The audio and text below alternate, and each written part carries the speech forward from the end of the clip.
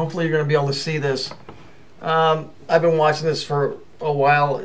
Come on to the fact. So basically what they're talking about here is they're talking about these guys coming up out of the ground, the Nephilim, or the Titans, or whatever the fuck you want to call it. So this is from TMZ, you know, Tammuz, right? So I caught this, and I said, just going to make a video about it, because it's all coded crap. The dog part ain't got nothing to do with it, except in one aspect. So we see Michael Vick wearing a shirt that says G-Star. Well, what's G? Well, let's go back to LG right over here. Right? Here's L. Here's G. G is Gaia. That's the Earth. And here's the Moon. When we look up what the G-Star is, in Japanese and Chinese refer to Saturn as the Earth Star. Well, we know the G is Gaia. So the Earth Star would be what? Saturn. Saturn as the Earth Star. So what he's saying is Saturn, right? Then we look here and it says dog here, but it's blocked out right here in the middle, and that spells Og. Now who was Og? Og was the king of the Nephilim, and the black people have been taught to call each other OGs.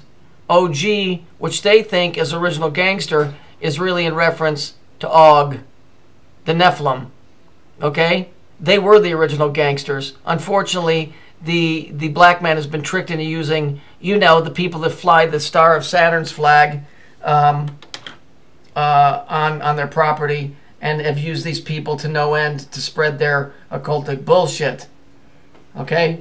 So they were even nice enough to put the 60 in here. Okay? Very nice. Nice touch, fellas. Here, broad crossing. So this is information that's being given out. And what's it saying here is that the crossing is broad. In other words, they're on their way. Okay, it's all there, guys. I'm not making none of this up. So take it or leave it. Okay, I got up the other day. There's a guy that's called Man Cow.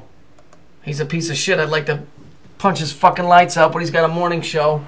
And as soon as I turn it on, see, this is what I was telling you. They give us stories, then we take them in our head, and then we create them, and then they become a reality here.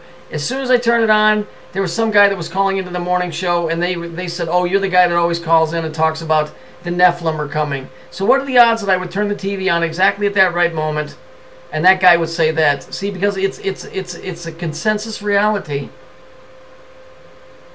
They convince us that something is real by TV or radio, and then because we believe it, we are actually feeding it right back out, and it becomes a reality.